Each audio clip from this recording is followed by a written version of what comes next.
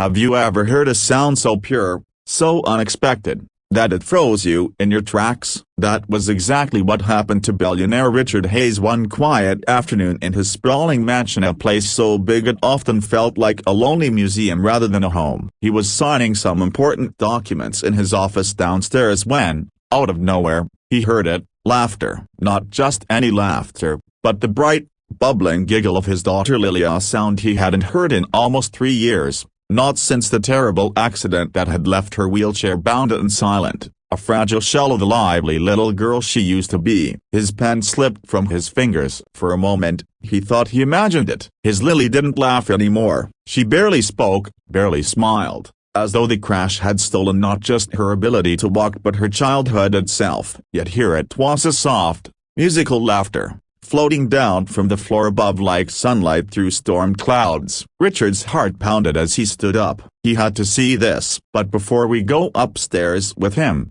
before we uncover what made that little girl laugh again, take a second to like this video and subscribe to the channel, because what's about to happen will touch your heart in ways you never expected, and you won't want to miss stories like this one.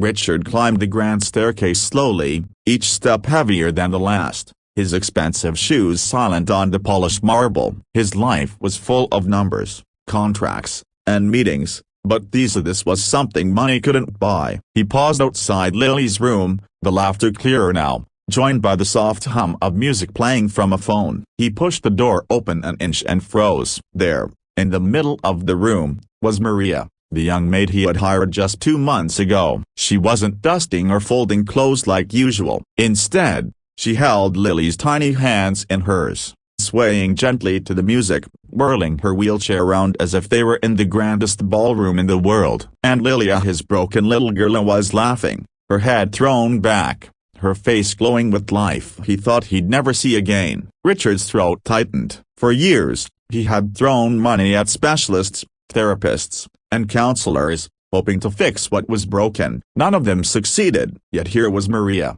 with no medical degree, no fancy title, bringing his daughter back to life with nothing but kindness and music. He leaned against the doorframe, watching as tears blurred his vision. Maria spun the wheelchair again, laughing along with Lily, until she spotted him. She stopped abruptly, eyes wide, lips trembling as if she expected to be scolded. "Sarah broken Maria, I'm sorry," she stammered, stepping back. But Lily, unaware of the tension, reached for her father, her smile so wide it was like seeing the sun after a long winter. "Daddy, did you see? We're dancing," she said, her voice small but full of excitement. Richard walked into the room slowly, his eyes never leaving his daughter's face. "I saw, sweetheart," he whispered, kneeling beside her. He looked at Maria, who still seemed unsure if she'd crossed the line. "Don't stop," he said softly, his voice thick with emotion. "Please see broken bar, don't ever stop." Maria hesitated, then nodded, moving behind Lily's chair again. As the music played, she began to dance once more, spinning the wheelchair gently, and this time Richard joined in, holding his daughter's hand, feeling her laugh shake through her tiny body like music straight into his soul. For the first time in years, the cold, empty house felt warm. For the first time since the accident, Richard allowed himself to hope that maybe, just maybe, Lily could be happy again. But deep inside, questions stirred. Who was this Maria, really? How had she reached his daughter in ways no one else could? And why, when she smiled, did it feel like she was healing more than just Lily's broken heart? He didn't know it yet, but this moment was only the beginning of a journey that would change all their lives forever. The next few days in the Hayes mansion felt different, lighter, as if Maria had brought the secret melody into a house that had been silent for far too long. Richard found himself drawn upstairs more often, peeking into Lily's room just to hear the sound of her laughter echoing down the halls like a miracle he didn't dare disturb. Maria would dance with her every afternoon, twirling the wheelchair as if it had wings, playing music from her phone, sometimes humming old lullabies in a language Richard didn't understand but somehow felt in his bones. Lily began to talk more, too hesitant words at first, but then sentences, stories, questions about the world outside her window. It was as if Maria had unlocked something the doctors and therapists never could. Yet, for all the warmth Maria brought, She remained quiet about herself, polite but guarded, always calling Richard sir and avoiding his curious gaze whenever he tried to ask about her family or past. One evening, after a particularly long day of meetings, Richard found himself sitting by the fire in his study, turning her name over in his mind like a puzzle. Who was she, this young woman who had changed everything? He needed to know, not out of suspicion, but because gratitude had grown into something deeper, something he didn't quite have the courage to name. The answer came unexpectedly 2 nights later. Lily had fallen asleep after one of their dance sessions, her small hand clutching Maria's like she never wanted to let go. Maria stayed by the bed until she was sure Lily was dreaming, then slipped quietly into the hallway, unaware that Richard was standing by the staircase. "You're good with her," he said softly, startling her. She turned, offering a shy smile. "She's easy to love," Maria replied, her accent wrapping around the words like music. Richard hesitated, then asked the question that had been burning in him for days. "Why do you do it? You could just clean the house, collect your paycheck, and leave. But you a broken bar. You give her more than anyone else has." For a long moment, Maria looked at the floor, as though deciding whether to speak. Then she said quietly, "Because I know what it's like to feel broken, to think no one will ever bring you back." Richard frowned, sensing the weight behind her words. "What happened?"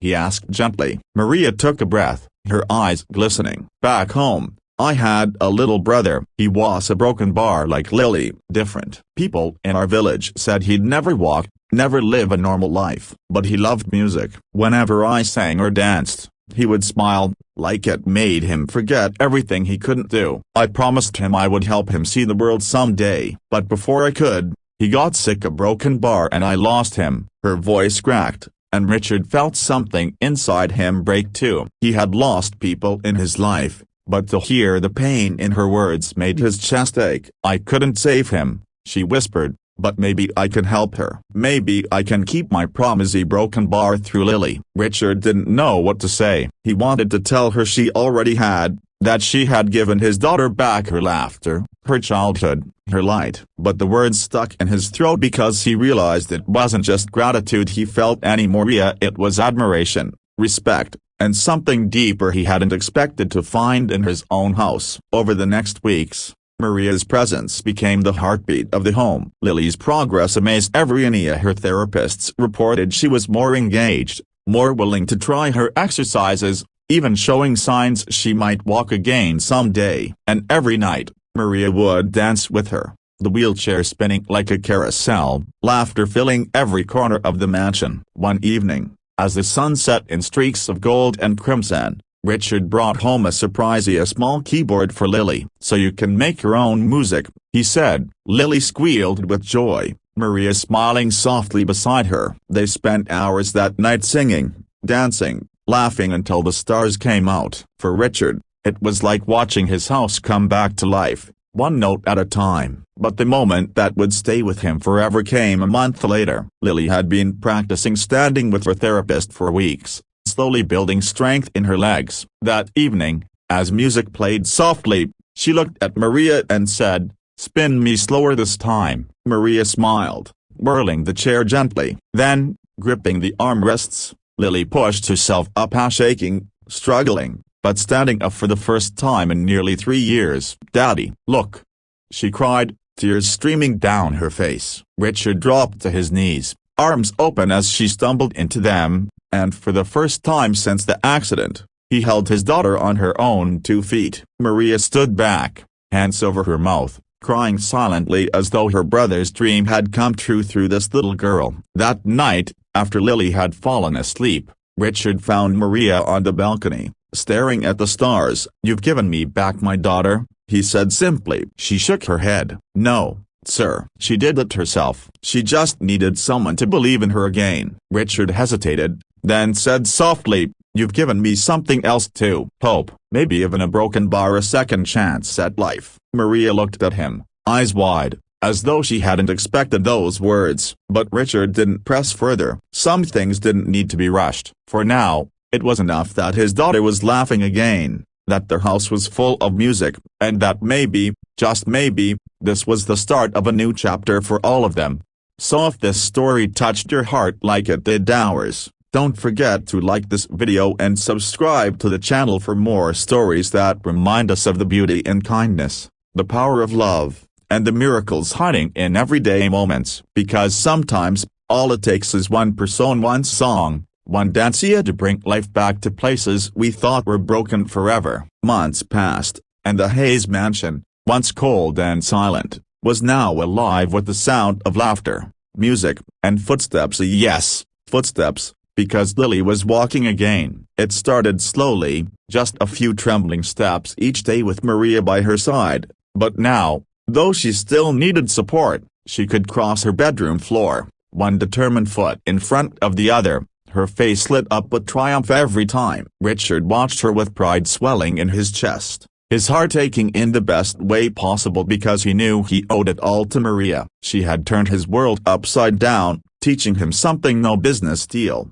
no amount of money, no private doctor ever could, that love, patience, and hope were the real miracles. But along with Lily's recovery came a change Richard hadn't expected in himself. He found excuses to talk to Maria, to ask about her day, to hear her laugh softer and musical, like the songs she sang to Lily. And slowly, he learned her story, her struggles back home, her dreams of studying music therapy, the family she sent money to every month. The more he knew, the more he realized Maria wasn't just the reason Lily had Hilda, she was the reason he was healing too. Because before Maria, he was a man with everything and nothing at the same time, wealth but no warmth, success but no life in his home. Now, things were changing in ways he never imagined. One evening, after Lily had gone to bed, Richard found Maria sitting at the grand piano in the living room, her fingers tracing the keys like old friends. "I didn't know you played," he said softly. Maria startled,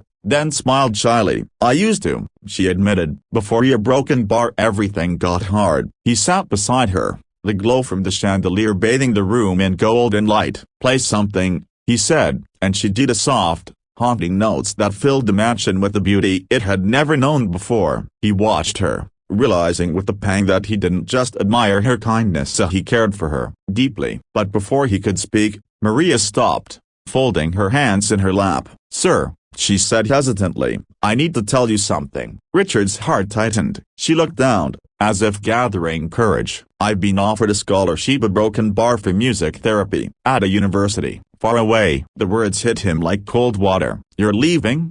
he asked quietly. She nodded. "It's everything I've dreamed of, a broken bar, but I don't want to hurt Lily. She's a broken bar, she's like family now." Richard didn't know what to say. He wanted her to stay, for Lily's sake, for his sake, but he knew he couldn't chain her dreams to his own fears of losing her. That night, he told Lily gently, expecting tears, but his daughter surprised him. "Daddy," she said softly, "we have to let her go. She helped me walk. Now we have to help her fly." The wisdom in her small voice broke him and healed him all at once. So they planned a farewell like no other. On Maria's last evening, the mansion was filled with neighbors, therapists, even some of Richard's business partners who had heard about the miracle girl who danced again. Lily, standing on her own 2 feet, performed a simple dance Maria had taught her, spinning slowly, arms outstretched, her smile radiant. When she finished, the room erupted in applause,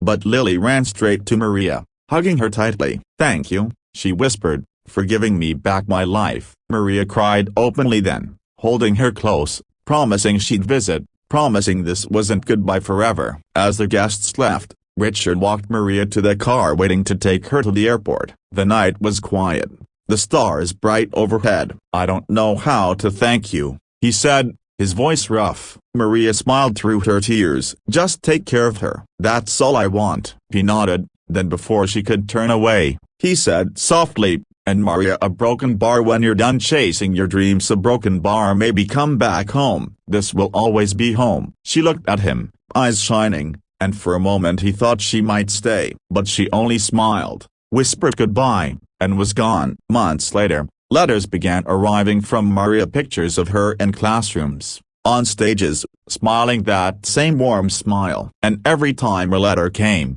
Lily would dance, stronger now, her laughter echoing through the house like sunlight on the walls. Richard kept his promise.